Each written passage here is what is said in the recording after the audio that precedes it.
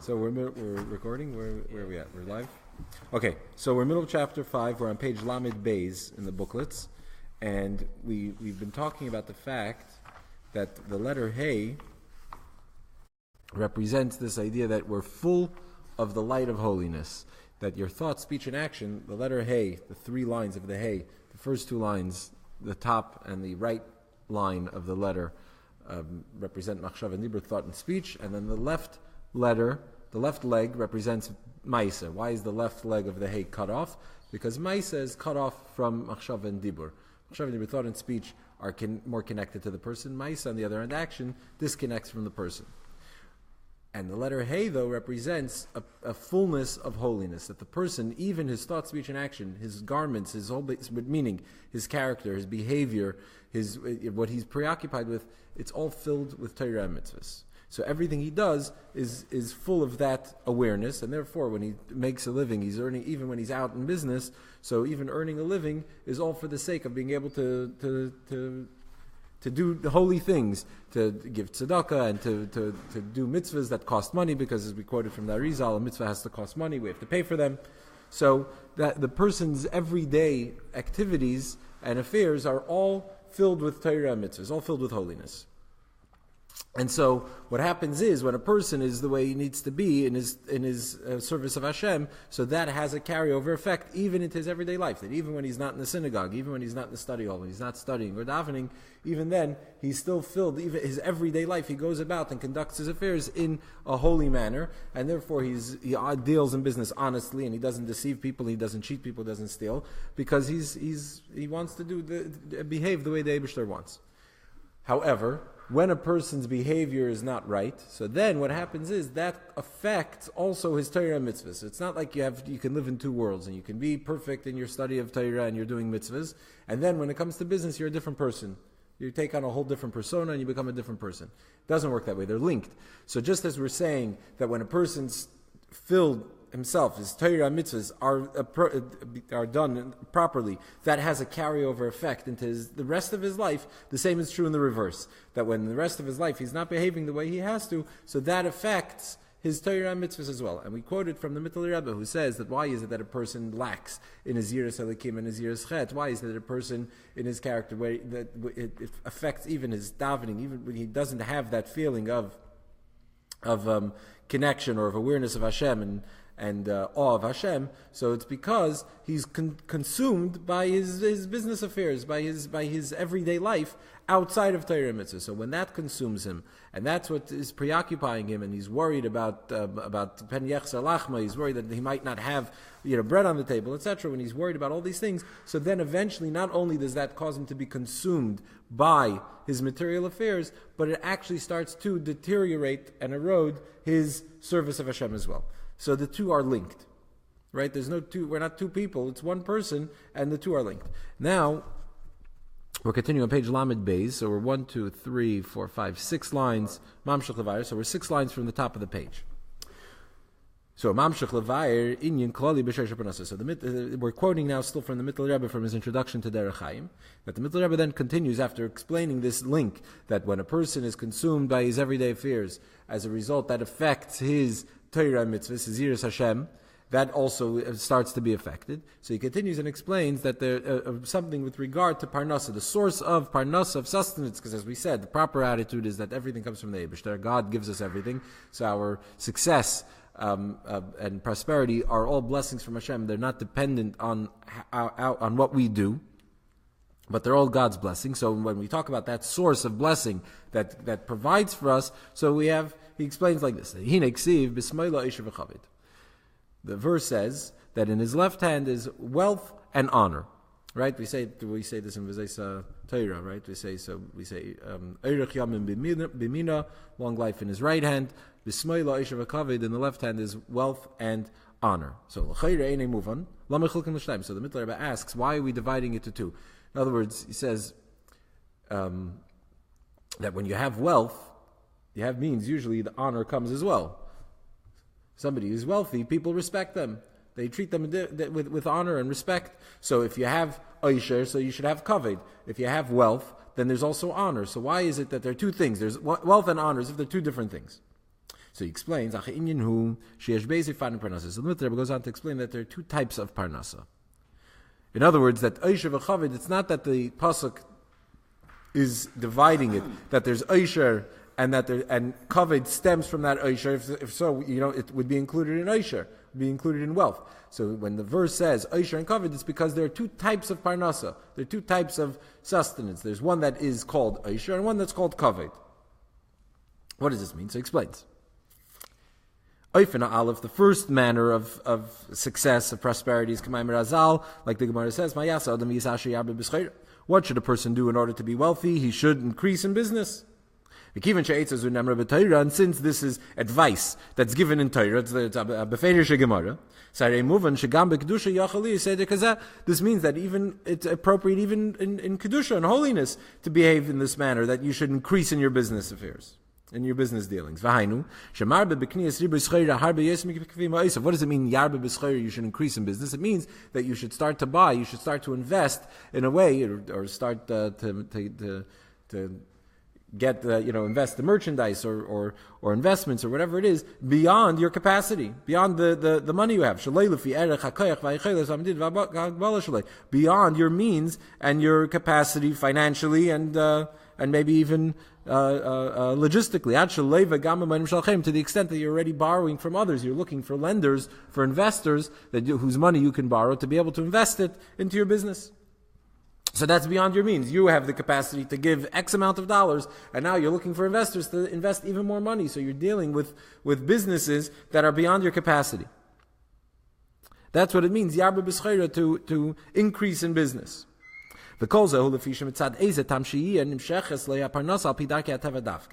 Why is it that a person has to invest? That the Gemara tells us that if you want to be wealthy, you need to invest even beyond your means. Why should a person have to do this? So he says because for whatever reason, it was determined that the way you're going to make a living is going to be through the natural order, the natural means. And the way to do naturally is by investing.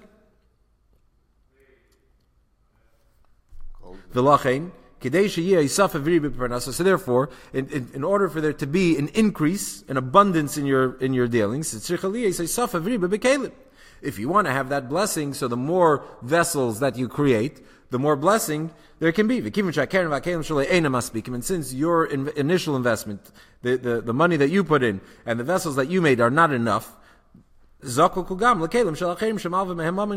you need to start bringing to the table other people's vessels as well. Like the mimer we learned, the story about the woman who Elisha says, go out and borrow vessels. If you have vessels in your own house, that'll limit to how much you can make. You start borrowing other people's vessels, and now you've created a broader vessel, bigger vessel, for which the blessing from above can enter. So this is This is holy. This is an appropriate manner. As we said, the Gemara gives us this advice, that there's a manner, api kedusha, api Torah. There's a way to engage in business and to make a vessel for Hashem's blessing, which is to do it though through the natural order, to create many vessels for the blessing. And that's called Oisher. There's another way to make parnasa, to earn a living. It's not just Oisher, just wealth, but it's Oisher v'chavod, wealth with honor. What does this mean? Even with minimal business dealings, the blessing of Hashem is what leads it. So in other words, you can read that there's a verse, this idea that Birchas Hashem Hitasher, that is the blessing of Hashem, is what makes you wealthy. So you could say you have to do your business, you have to create the vessels, you have to yarbe b'schayra, you have to increase in your business dealings, and then the success will come from Hashem. But when you say Birchas Hashem Hitasher, what we're saying here is that it's not dependent on you. You can have small vessels, and what the wealth, the tremendous amount of wealth that goes exponentially beyond what you've invested, it's the Birchas Hashem. The blessing is what provides the wealth.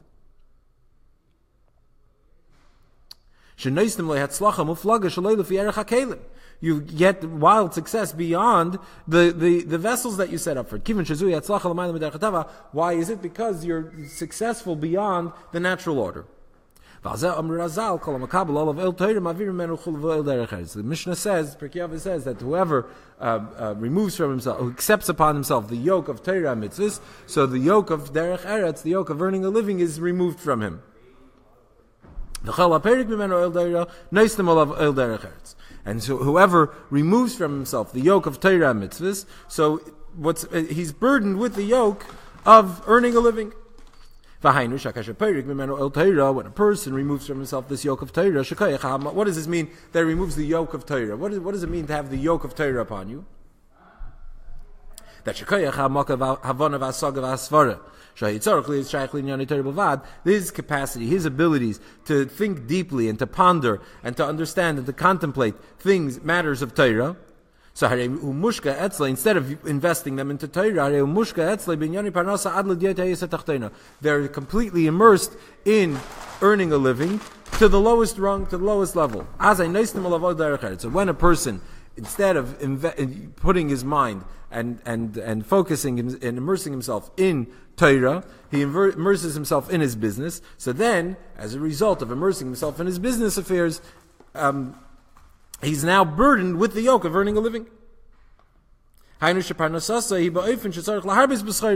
means that he now has, in order for him to make a living, since he's investing himself, he's taking this earning a living business very seriously, and because he knows, he looks at it in a natural manner, so therefore, now he has to make his living naturally, in a natural manner. And so therefore he's saddled with the yoke of earning a living. But it's not just that he now has to invest in study, in earning a living. It says oil derech eretz is placed upon him. The yoke of earning a living. What's a yoke?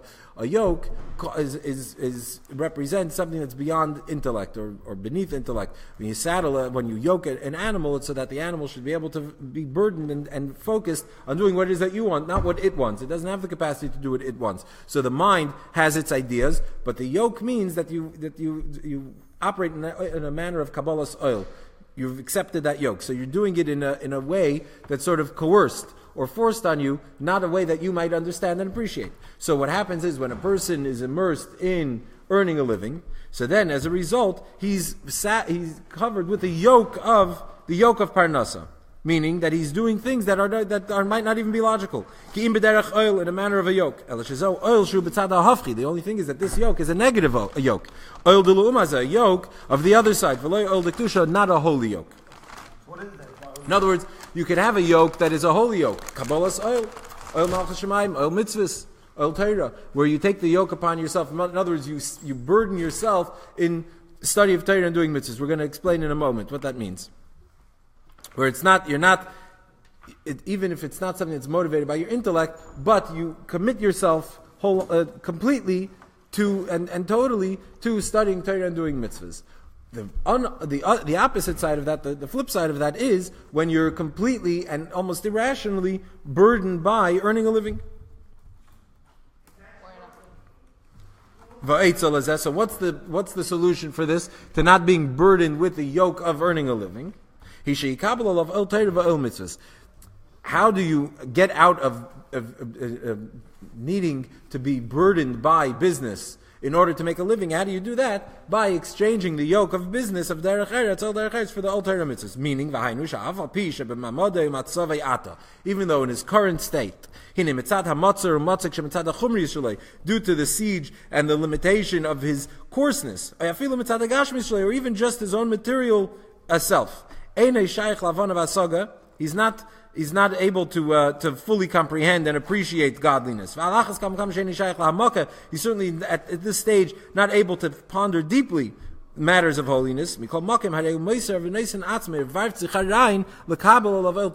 Even though he can't study Torah in a way where he's completely consumed by it, where he's completely overwhelmed by it, and he's studying it in a way that he can ponder it deeply, so that these things become so thoroughly ingrained within himself. He's a little distracted. So even though he's distracted, he can't focus his mind so that it's completely overwhelmed and immersed in the world of Torah and mitzvahs. Nevertheless, he's in the Kabbalah of Ol Torah. He accepts it as a yoke upon himself, meaning that he blocks out all the other distractions. So there's a way, you can if you have a very deep head, so you get into a topic, you can study Torah, let's say you take a subject, and you get lost in the subject, and everything else gets blocked out. Why is everything else blocked out? Because you're living in a different world. Your mind is completely consumed by something. But what happens if you don't have that focus? Your mind is not consumed by it. You're not completely taken by Torah. So the solution to that is to be makabel of oil Torah, the yoke of Torah, meaning that you choose to block everything else out. So it's not that everything is blocked out because you're immersed in understanding, because you don't understand so deeply. Your mind is not able to do that yet at this stage. Nevertheless, you accept it upon yourself as a yoke, so that you push everything else aside. The same is true not just with Torah, but also with the yoke of davening and the yoke of mitzvahs. When a person can block everything else out and commit himself to focus solely on Torah and mitzvahs and on davening, so then the yoke of earning a living is removed from him. Whether it be in a natural way, or in a way that's beyond nature, so that even with minimal business dealings, he should be able to have great prosperity. So there's two ways that a person can earn a living, both even according to Torah. One is that let's go with the higher one, which is that minimal investment in his business, he earns still disproportionately more than he's invested in it, and that's the manner of kavod, and that's totally beyond nature. And then there's a natural way, which is also al pi Torah, where a person is immersed in business, where he's investing a lot, and he's borrowing other people, he's borrowing and investing, he's taking risks, and that also leads to prosperity. But there, the person's involvement in business is that he's not completely consumed by it.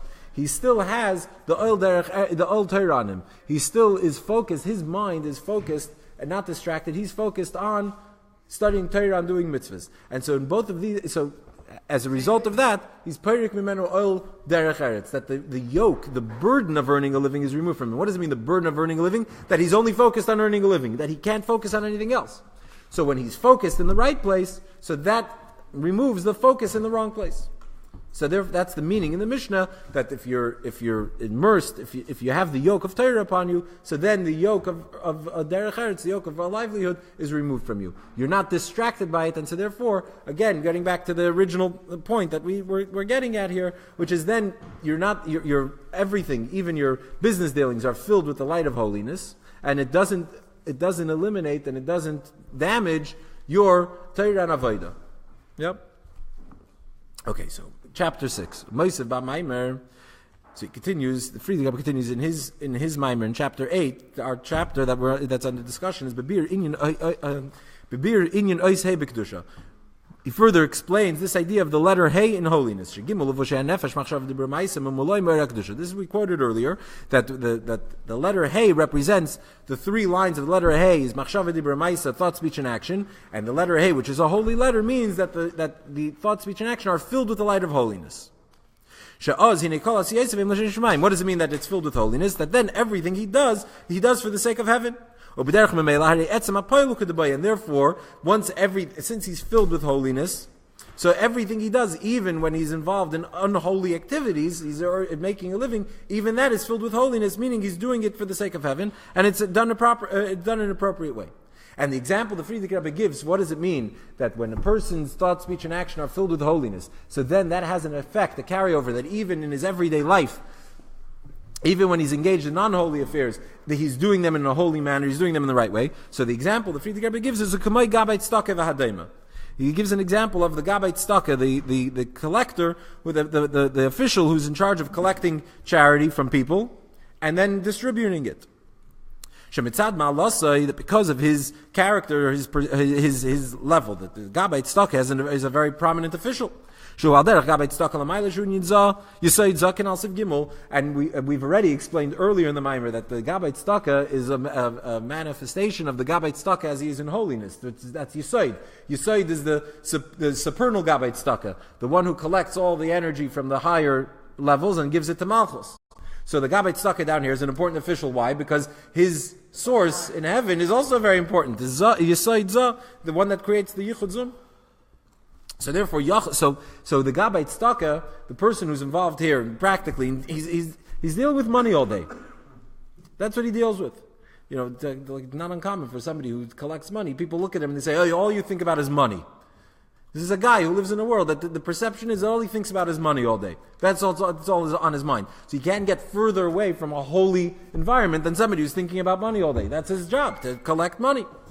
Right? So even in that state, even in that situation, so Yachali is Etzlei Hergish al Metzias. He could think he's doing a very big mitzvah. It's a very important thing. So he can have a very healthy ego. So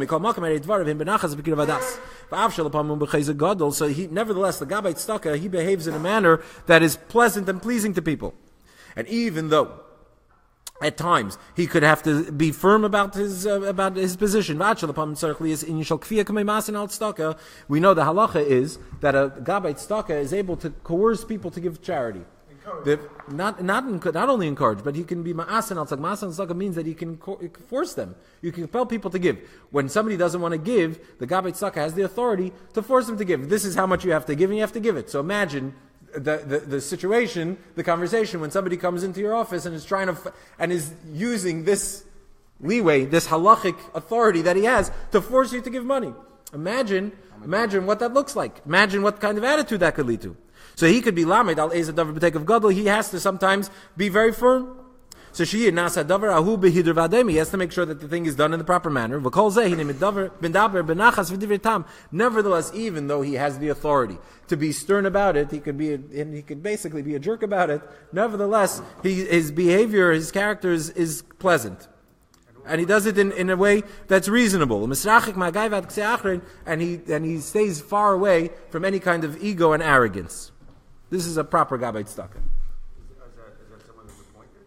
Yeah, an appointed official to collect. So we've explained, we're not going to revisit now the whole idea of the Gabbai Tzedakah that we talked about. There was a reason we got to it about Tzedek Hey and the connection. But the Rebbe is basically getting here, he wants to explain, in chapter 6, he's trying to further explain this idea that when a person is filled with holiness, meaning when you're the letter Hey is a holy letter. The letter Hey means, since the three lines of the letter Hey represent thought, speech, and action, so a holy letter, the letter Hey, which is in holiness, means that your thought, speech, and action are full of holiness, of Torah mitzvahs, and full of the light of holiness. Filled with the light of holiness means that not only your Torah mitzvahs, when you study Torah, you do mitzvahs, are you doing them perfectly, but even in your everyday affairs, your machshava dibra ma'isa, when you go about, which are spent mostly in the rest of your life, doing everyday things, even that's done properly. And so we went off to talk about how when your Torah mitzvahs are proper, that affects even the rest of your day, so it has a carryover to the rest of the day. And then we said the reverse, that when the rest of your day is not the way it's supposed to be, when you're burdened by earning a living, you're burdened with the physical world, so that starts to have a negative effect on the holiness. Now we're coming back to this idea that when a person is filled with this holiness, with the light of holiness, it affects even in places where he might even have leeway to behave in an inappropriate manner. So even so, he nevertheless is behaving in the most perfect of ways. So why does he bring this example of the Gabbai Tzedakah? Because the Rebbe continues and explains. Why is that the Friedrich Rebbe brings this point? He brings an analogy of the Gabbai Tzedakah. So he says like this: the Baal Shem Tov teaches, "Al apostle kolser v'chol dvash le'saktiru goymer korban reishis takrivu goymer." There's a Torah of the Baal Shem Tov on the psukim that say that you should not bring any leaven in any of the sacrifices on the altar. All sacrifices have to be kosher l'Pesach, right? No leaven is allowed to be brought, and no honey is to be brought in part of any of the sacrifices, right? So you can't bring any of that. And the very next pasuk says, Reishis takrivu, that when we bring bikurim, you can bring from dates, so you're bringing honey to the Beis HaMikdash, and also the korban shnei lechem that is brought on Shavuos is also leaven. So first you tell me it had to have been leavened bread, 2 loaves of leaven. So is it you can't bring it? You can't bring honey and leaven, or you can bring it? What's the deal? Flour mixed with oil. Right, but it's all done in an unleavened manner. So the L'cher Yesh B'Zeh. This seems to be a contradiction. Why is it that Hashem says don't bring these things? Because He doesn't like them. If he doesn't want these things, whatever it means. Maybe He wanted to remain kosher the face. Exactly. So too much blowtorch already could start to ruin the facing. So is it acceptable or not? So it seems to be a contradiction. Since we can't bring leaven or honey, they're not desired. So lama meviyim hem carbon rashis. So then why is that the rashis, the first fruits that were brought, the korban we bring from honey, and the first carbon of Shavuos is leaven. So Amar Akosov leisaktir mimenu ishal Hashem lavid al yidei gavus. What is the meaning of why is it that the Eibishter doesn't want? He says, don't bring leaven, don't bring honey, because he doesn't want. He despises arrogance. He doesn't. So leaven is something that grows. It's minapeach. It grows. It represents boastfulness. Honey represents sweet and pleasure. So again, that represents your own feeling, your own existence. And when it comes to coming close to Hashem, you have to be batal, as we explained earlier. You have to be humble. So when you're talking about flavor, sweetness, or you're talking about leaven, that represents arrogance. So that's not acceptable. So it's just ra korban reishis. That reishis says skarvus Hashem yisbarach mutar li is begavus. So the first part I get leaven grow, and you're showing that the arrogance, sweetness is your sweetness. Is your own. It's your own pleasure. It's your own. You're motivated by your own interest. That's what it represents. If it's, in other words, when you come to the idea of bittul, when we say bittul, it means to not feel your existence, to submit to Hashem. Meaning, you're putting the Hashem before your own existence. So sweetness. It depends. It depends. Well, it could be. Yes, could be. Could be. Look, we're not. Ultimately, you're going to see here. Obviously, there is a place for the sweetness, and there's a place for the chametz, for the leaven. So that we're going to explain it. And obviously, we're mixed. We have all of this mixed in together. But the point is, the Baal Shem Tov is explaining it like this: that when it comes to serving Hashem, the way to serve Hashem is with total nullification. There's no arrogance. There's no place for arrogance. So then, if so, why is it possible to bring a korban that is leaven?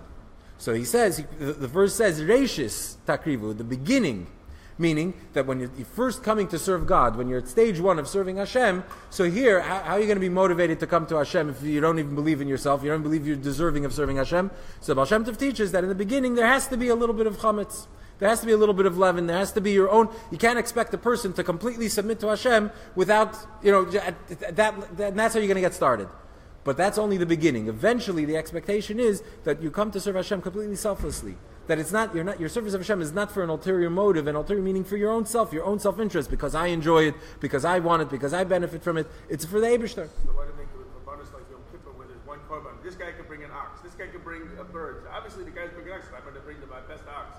There's an arrogance there, saying it's like Yom Kippur. We're all the same. You know what? You want to bring a korban? You bring a sheep. Everyone brings a sheep. There's no difference. It's like a Leil Pesach. Everyone is the same. So it's not set up that way. Okay, so let's first finish. We'll get back to your question. Now let's finish the chapter. Let's finish the paragraph. Let's finish the paragraph. So Vaderach Hamavur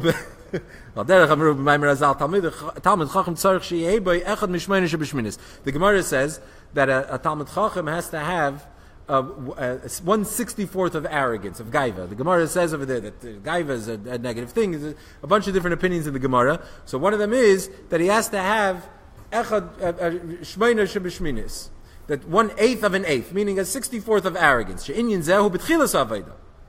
That's only the beginning of a service. Because if a person doesn't have any of even that drop of arrogance, so he'll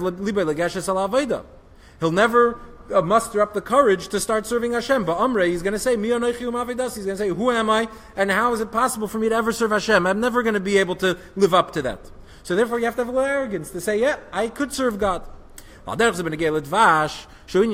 same is true with regard to honey, which represents pleasure. A person should learn for ulterior motive, meaning not just for the sake of learning. He should learn shalei lishma because he just enjoys it. The learning is gishmak. He learns because there's great pleasure in learning and understanding. But afterwards, after this initial stage, where a person first has leaven, meaning he has a little arrogance to say, I need to serve the Eibishter, I'm deserving of serving Hashem. Or he needs to come to serving Hashem because it's pleasurable, because he finds pleasure in it. Afterwards, though, when you want to get to the higher altar, there already, there's no room for so'er and dvash. There's no room for leaven or for honey. The Eibishter does not find pleasure in the person's arrogance or haughtiness, because as it says, that the Eibishter despises all those that have this inflated, this boastful heart. Afilu b'choldu, even a drop, as the Gemara that we quoted from before says, le'minav le'miktasa, not even a drop of it. So this idea, it explains why the Friedrich Rebbe brings the Gabbai Tzedakah. We're trying to explain that a person, when he's filled with the light of Torah, the Ois Hey, so then it carries over into everything he does. And since the Gabbai Tzedakah is on a very high level, he's already not at the ratius of it, it's not the beginning of his service of Hashem. He's already somebody who's serving, he's appointed to a very high, significant position. So over here, even though Torah says, Ma'asan al Tzedakah, even though there's a possibility that he could behave in a certain manner that would be somewhat arrogant. He doesn't. In other words, it affects him even in that aspect as well, that he's completely nullified to the Eibusher. His whole existence is serving Hashem, and there's no room for arrogance and for pleasure, for any kind of self promotion in that experience.